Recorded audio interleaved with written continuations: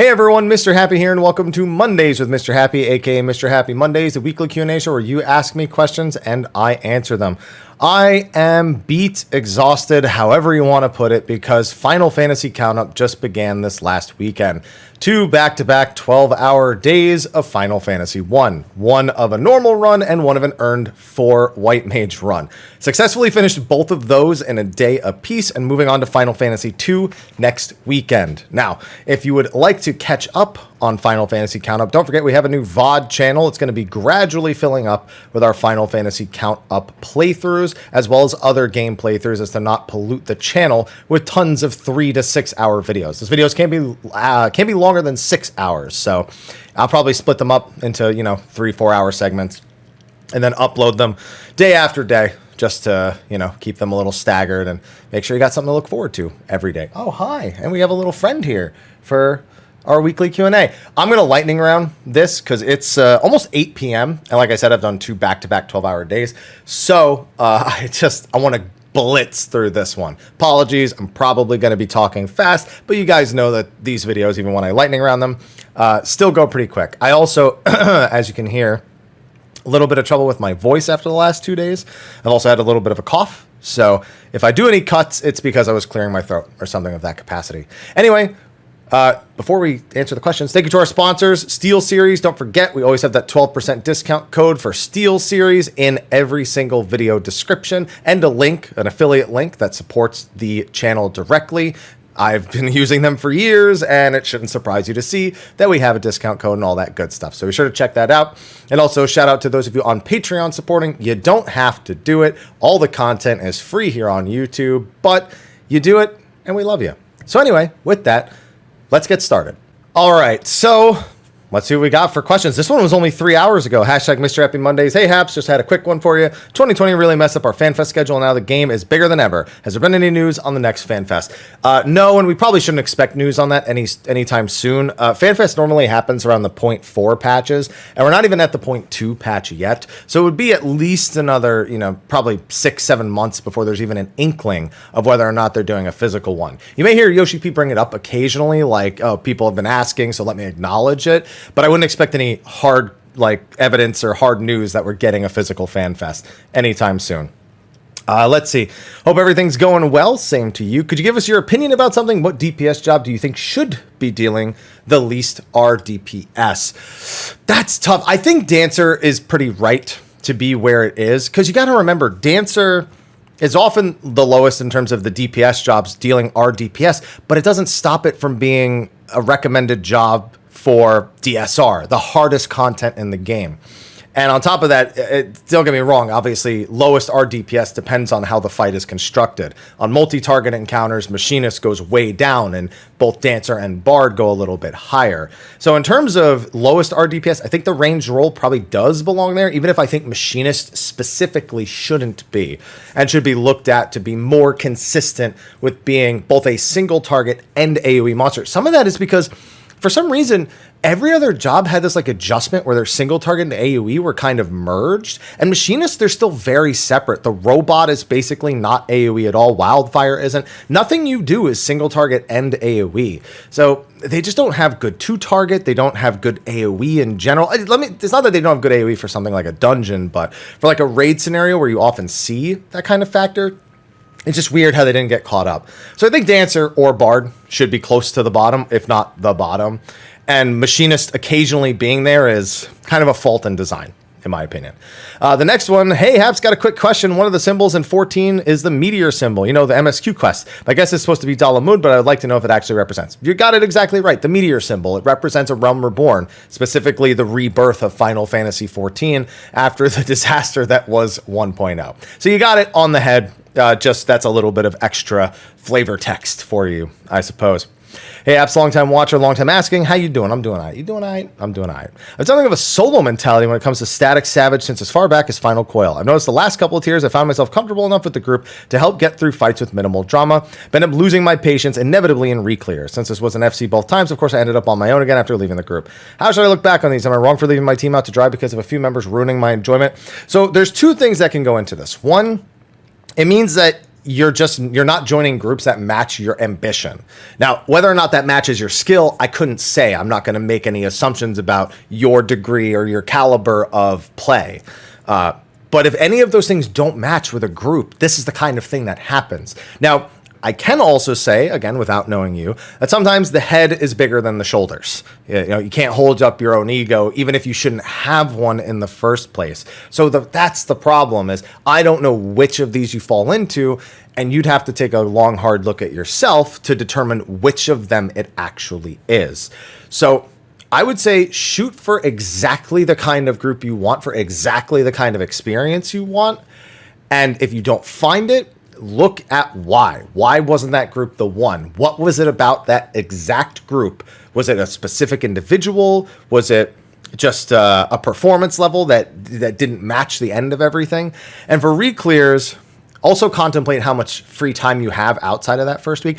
I tend to get very frustrated in my re-clears also when there's a lot of messing around on things we need to get done. And I need to get things done, and other people are like on tight schedules. They have maybe one raid night a week, and people just can't play because it's frustrating. The bottom line is it can be, and it just comes down to you to control the frustration and channel it into a different kind of energy in that case. So there's too many specifics. I can't say enough about this without more specifics, and I wouldn't ask you to provide them. So just take bits and pieces of what I've said and try to apply them to your scenarios to see kind of what matches, I suppose. Then we have the next one here. Question may be spoilery. Hey, good news, it's not on the screen. Let's see. Okay. So yeah, this person's definitely... So this is some Endwalker spoiler territory, but I mean, at this point, I talk about Endwalker stuff pretty freely here, so I can't even really say that. Why was it necessary for Hydaelyn to split the world into the source and the reflections? Zodiark, basically... Everyone was trying to just constantly throw lives at Zodiark. He was eating the Ascians alive just to persist. They kept wanting to throw half the population at them. They would have wiped themselves out sooner or later just trying to appeal to him, and they were all tempered. So, but he was also necessary to prevent the final days. Without him, the world ended. So she couldn't kill Zodiark, so she decided to split him, which then split all of the people into these fragmented, flawed individuals that would have a second chance at life. They would be able to write their own destiny. They wouldn't be beset by this creature and have to do its bidding. But the only way to do that was to take their ether and split it up. So that's a very simple way of describing it. It's a little more complicated, but that's it. Why is it necessary for the Ascians to rejoin them to free Zodiark? Because he needs to be whole again. If he's literally in pieces. So if they free him when he's not whole, he's going to be even weaker than when Hydaelyn was summoned. And who's to stop somebody else on the source from just summoning something else like Hydaelyn and doing it all over again? He needs full strength. And then how does a rejoining even work? Essentially, so much damage is done to the source that it has to absorb a reflection in order to stabilize itself and maintain the prison, that is the one for Zodiark. And so it basically absorbs a whole shard. And it does that by both of them being at kind of a similar etherical balance. And then both kind of being at like world-ending level events going on, calamities as we know them. And then it just sucks all of it in and all the ether and kills all the people there. So those are very simplified versions. There's a lot of nuance that's not described there, but should be good enough. Hey man, hope you had a good weekend. Same to you. A quick question, will the DSR weapon be any good for upcoming Savage? No. Crafted weapons or the extreme trial weapon will be your go-to.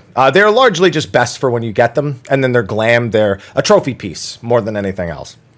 Then we have, hope your day is going well. Hello, same to you. Followed your content for quite some time. First time popped in to ask a question. Sorry you picked a week where I had to kind of speed through things because it's been a long day.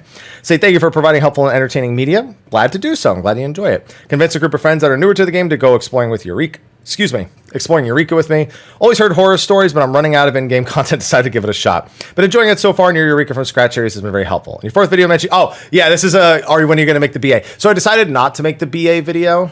The question is asking, when am I going to make the Baldesion Arsenal video? I decided not to because the resources on the various BA Discords or Eureka Discords is so good. Now, I would never tell somebody as a content creator, just because you see something exist doesn't mean you shouldn't make something. But there are going to be times where you look at something that's already there and go, oh, that's perfect. And that's pretty much how I feel about the way that the Eureka Discords conduct themselves. So my recommendation is to find your local data center's Eureka Discord, which you would have to anyway to join a group, because that's how they group up, and read through the resource channels. They are also very good at calling the mechanics and ensuring that people get through in a safe and timely fashion. If you would like a bit of a reference for Baldesion Arsenal, I do have a full clear VOD of our world first Baldesion Arsenal clear, which will show more mechanics than you'll ever see nowadays. It's going to be honest, you're going to destroy it if you're running with an experienced group. So that is why that video does not exist. Hi, Mr. Happy. How goes it? It goes well. Hopefully it goes well for you too. Quick question, when are Square Enix going to unfog more of the world map to account for the areas we have explored? Yeah, I think people are wondering that about the territory of, what is it, Ilsabard? I think it's Ilsabard. That's where Garlemald is. We haven't actually explored most of it yet.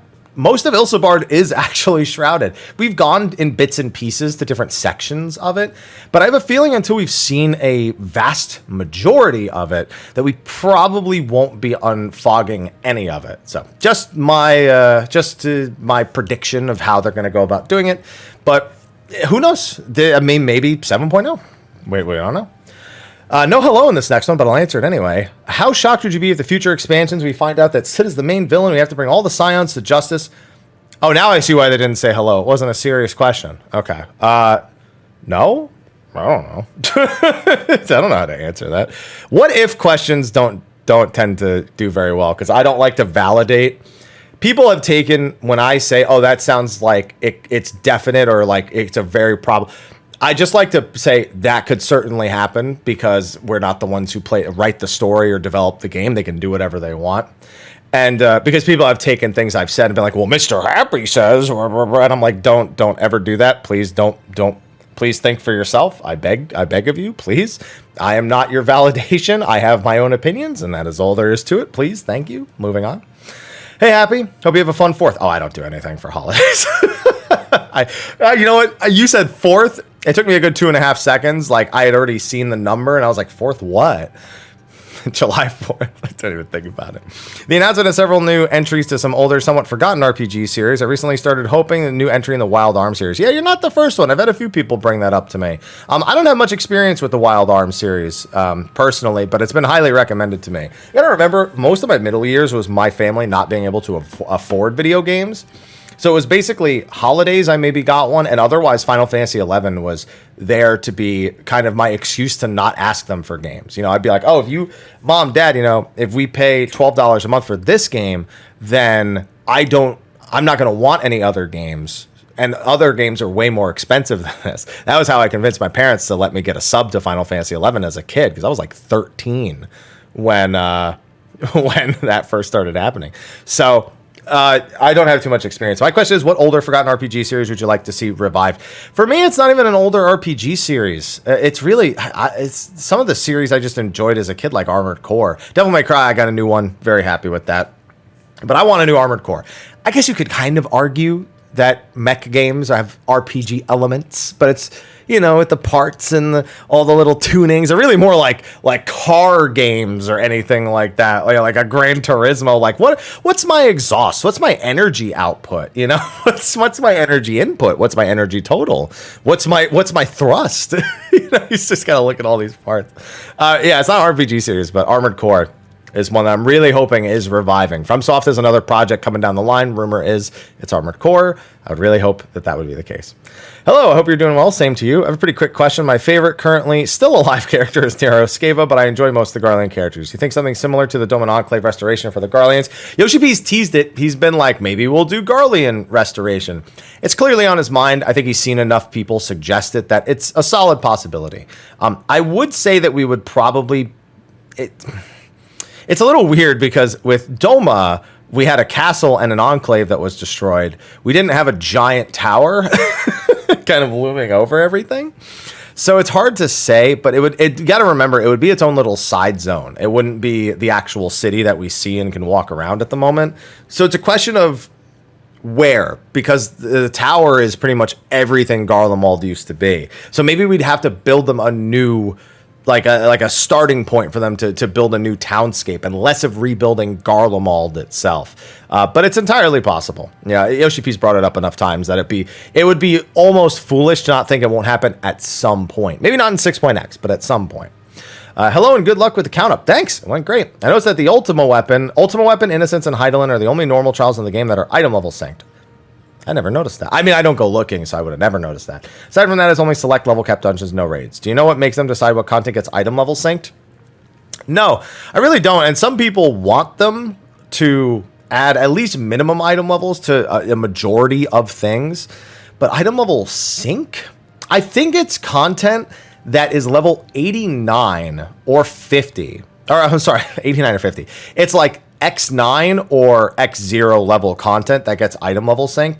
So like something that's like level 49 or 59 or 69 or 79, something like that. You see it with the dungeons because they don't want people hyper overpowering them while they're technically still a leveling dungeon. Now for Innocence, it makes sense. And for Hydaelyn, is Hydaelyn 89? Yeah, Hydaelyn's 89. So that would be the main reason why. And Ultima, I think it's just so you don't absolutely destroy it because new players are going through Realm Reborn for the first time. So that seems to be the largest motivation for that, is making sure that major story instances that are close to the level cap or at the level cap don't get completely obliterated. We see that with dungeons more than anything else, I think, personally. Then we have, hello, Happy. Hildebrand being tied to Endwalker's take on relics. Do you think that may retroactively change how to access previous relic content? No, they don't care. They don't care to retroactively change old relic content's access. No, it's not going to happen. Hello, Haps. Good. Oh my goodness, there's so much text on this one, even for a lightning round one. First, I'm asking, since it's a bit longer, have a nice big steak prepared with a cup of sake. I would just rather have the steak without the drink because I just want to enjoy the steak, but I'll take it. Haven't paid much attention to QVC lately. Talking about the end of the live letters where they try to sell stuff. Have they announced when Death Unto Dawn and Endwalker's OST are being released on Spotify? I don't know if they ever announce Spotify stuff. I feel like that just pops up on the lodestone. So I don't think so, but honestly, I don't pay that much attention by the time I'm at the end of a live letter, so I kind of forget. Maybe not the best person to ask.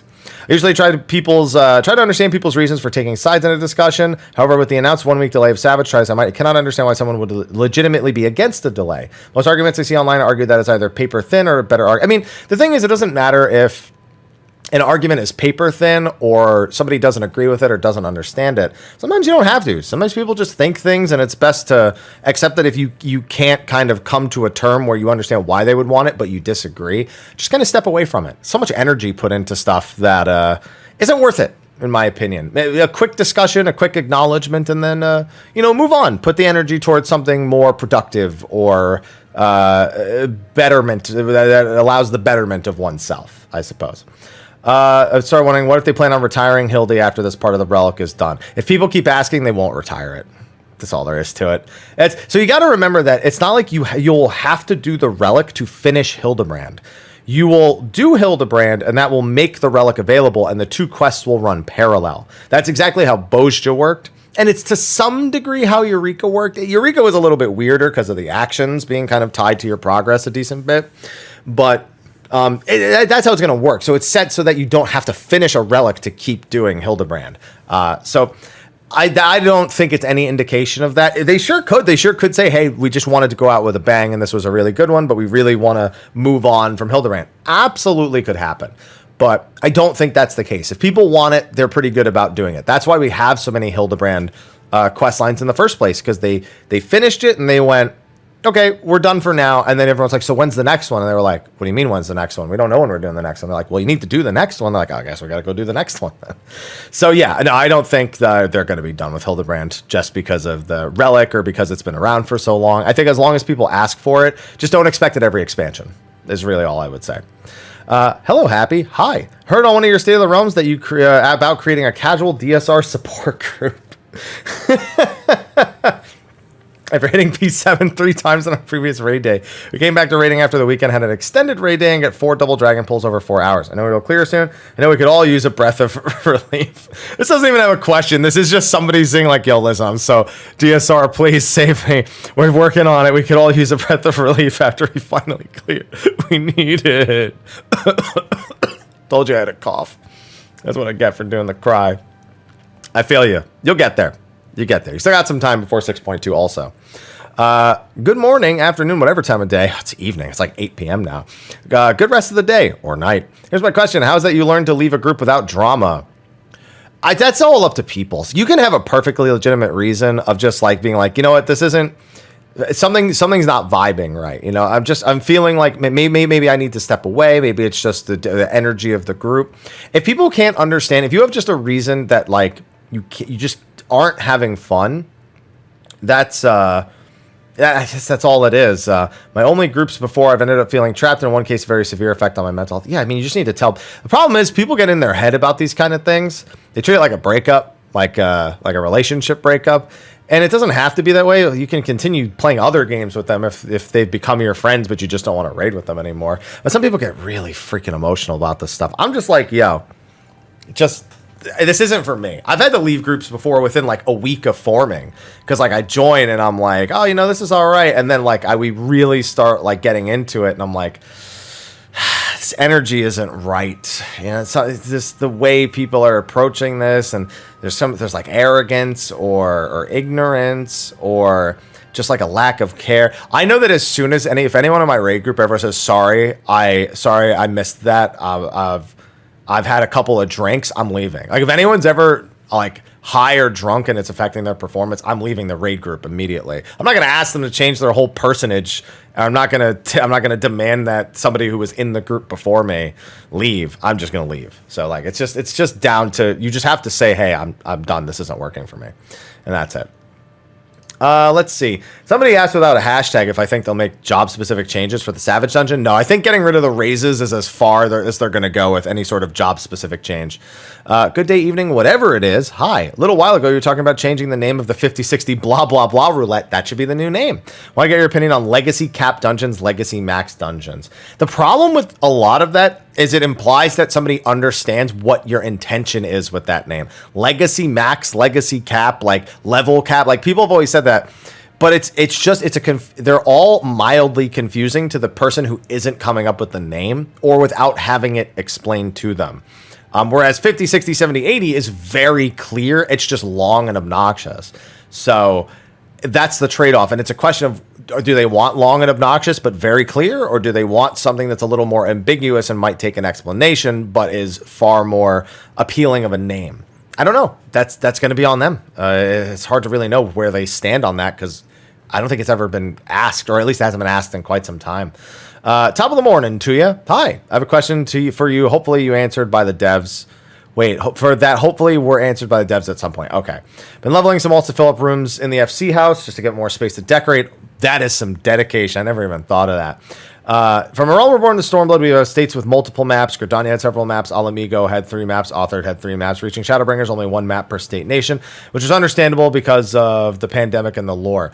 That had nothing to do with it. Shadowbringers was made and finished before we were in a pandemic, like 8 to 9 months before like it released. That has nothing to do with anything. No, that's because we've had a lot of issues where zones are not varied. Like they can, like, yes, each of the different shrouds has landmarks that make them stand out, but it's 5 tiny zones or 4 tiny zones, depending on which area you're in, as opposed to 1 giant zone. Now go into Heaven's Ward, and they kind of logically make sense. You know, you have north of Ishgard, where you have the Korthus Western Highlands, and then that goes into the Dravanian Forelands, into the Dravanian Hinterlands, and it kind of is okay. But when we got to Stormblood, the Ruby Sea and Azim Steppe and Yanja were all okay, but I hated the way that they did the fringes, the peaks, and the locks. Again, they have distinguishing aspects to them. It's not like they're all the same, but it's for me, it was such an unattractive 3 zones all looking exactly the same. I can't imagine having 2 or 3 zones that look like the Lakelands, or, you know, honestly, even the ferry area looks a lot like the Lakeland. It is. It's not far from it. It's been tainted by all this Fae, the control of the Fae. I can't even remember what it's called. What is it? Lakeland. I remember every zone name but that. It came to me and then it left me again. Yeah, sorry. Like I said, I shouldn't be trying to remember names after a long day. But yeah, I prefer it this way too. I like when every zone is its own unique experience, and they're not kind of these really similar connected areas. And so, I mean, that's all there is to it. It's just it's a choice to not have to do that every single time, I suppose. So yeah, there, and it's not that, I don't know how else to describe it. I feel like I've described it adequately. So we should probably move on to the next one. Hi. Quick question on raid parties. Is it worth it to switch to a more in-demand class like tank or healer for the new tier? Only if you want to. I wouldn't swap to a role job or anything that you don't want to play. It's a surefire way to just almost resent raiding within a shorter period of time. So, I mean, if you want to, if there are other jobs that you main, like if you say, oh yeah, I main warrior or samurai or white mage, and I can play any of them, but I normally raid on samurai, maybe I'll try one of the others for this. Like, yeah, go ahead, but don't just change your role if it's not something that you want to do.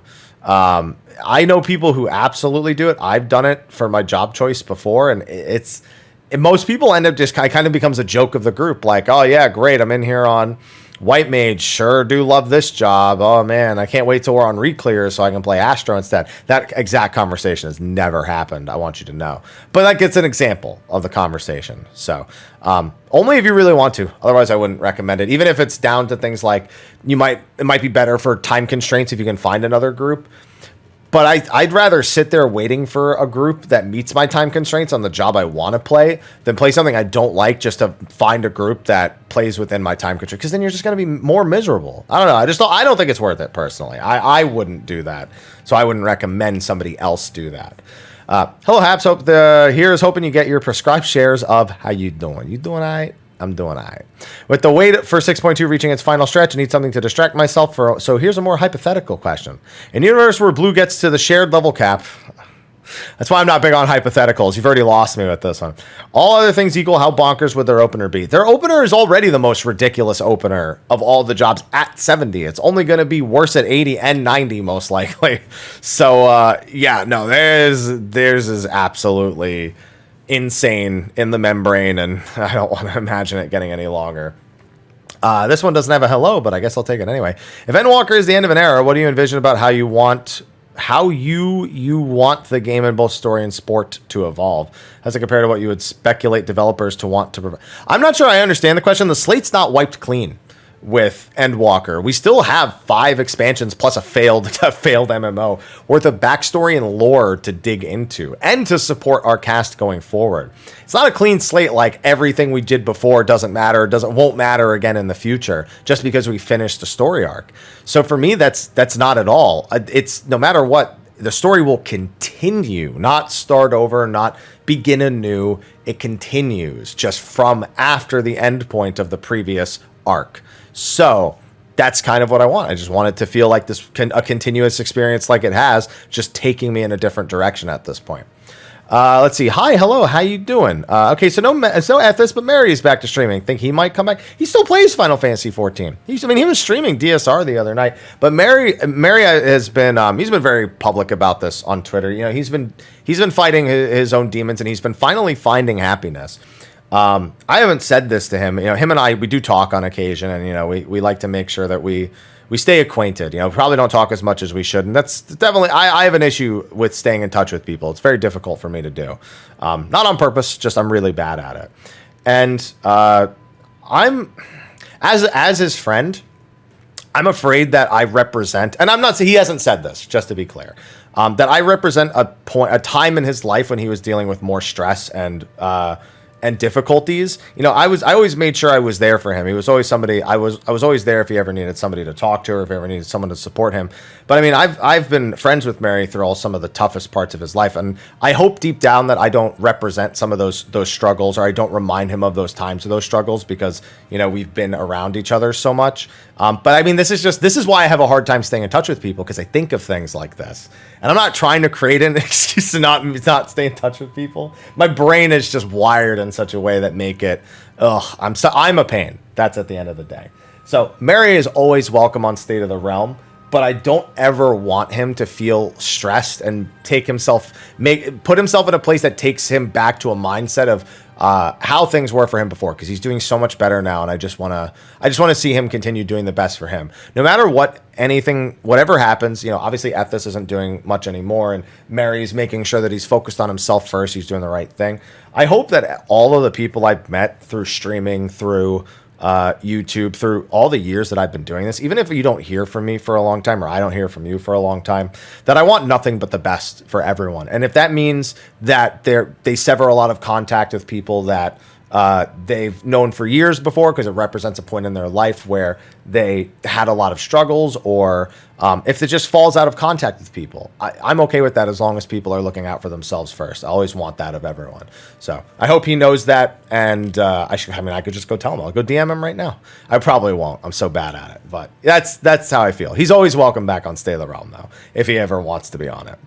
Okay, so there's a comment here that shows how long it's been since I made a new YouTube channel, and I figured this out, don't worry.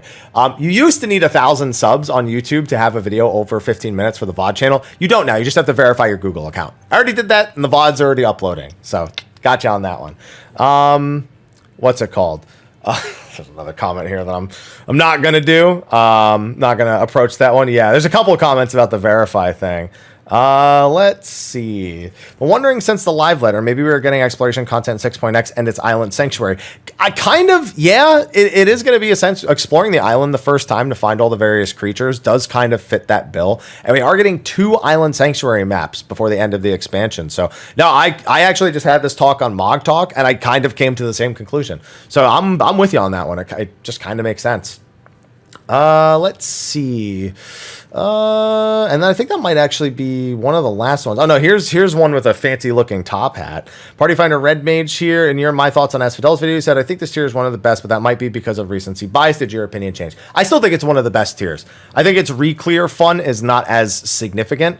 I think the fights are fine there's nothing wrong with the fight design, but they don't carry the same week-to-week entertainment like let's say a tier that I think is genuinely not as good, and that would be Promise. Eden's Promise, the second fight, I couldn't stand doing that every week. And the third fight got even more boring. Like, it was even more boring than Phoenix after like the first or second week.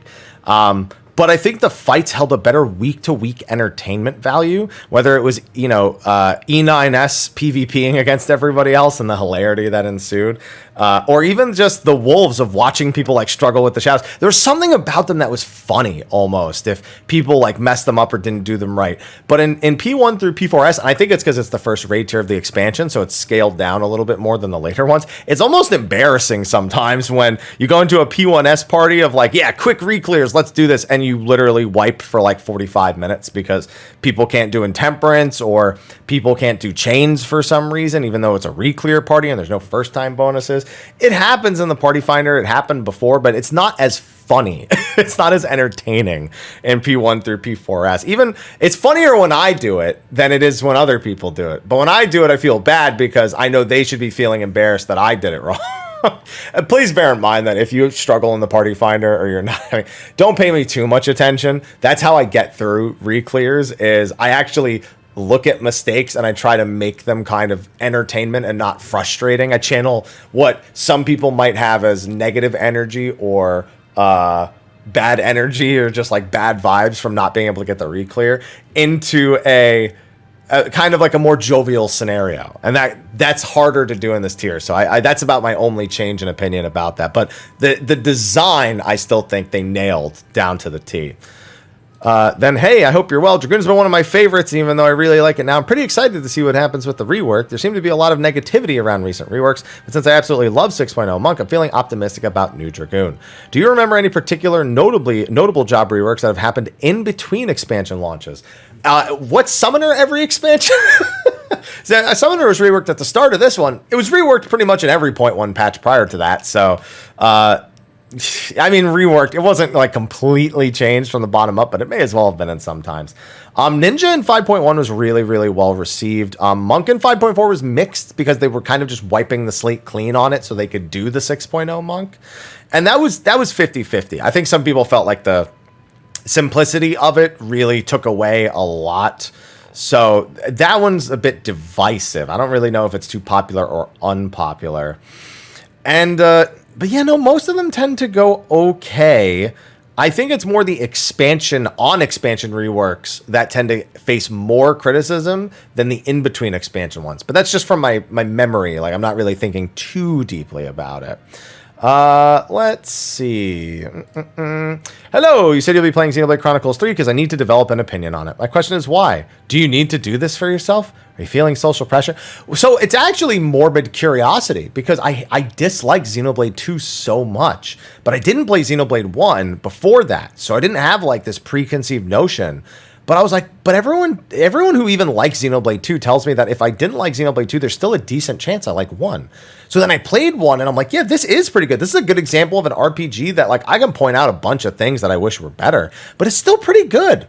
So I wonder where 3 is going to lie, you know? Like, am I going to really dislike it? Or is it going to kind of still scratch a good itch, like a good JRPG itch? I kind of just have to know because it's so weird how divisive I've been between 1 and 2 after having recently replayed 1.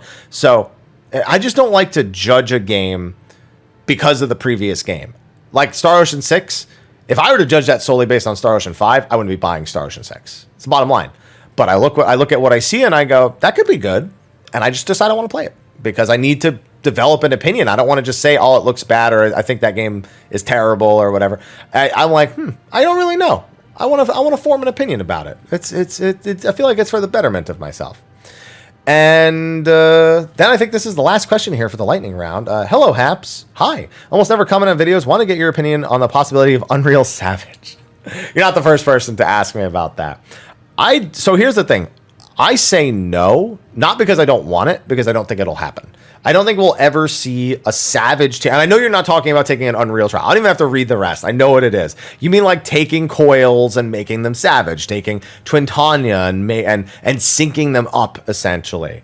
I don't think they'll do that because there's a bit of a concern about what fights you would do that with and why you would do that.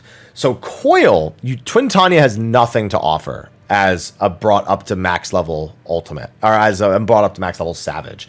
It didn't even have a Savage difficulty. Then you have turn 9 Savage, which is, I'm not going to lie, kind of not that impressive over regular turn 9. It's a good lead into teaching you what you'll need to do for some of ultimate. But that's about it. It's not that impressive of an encounter.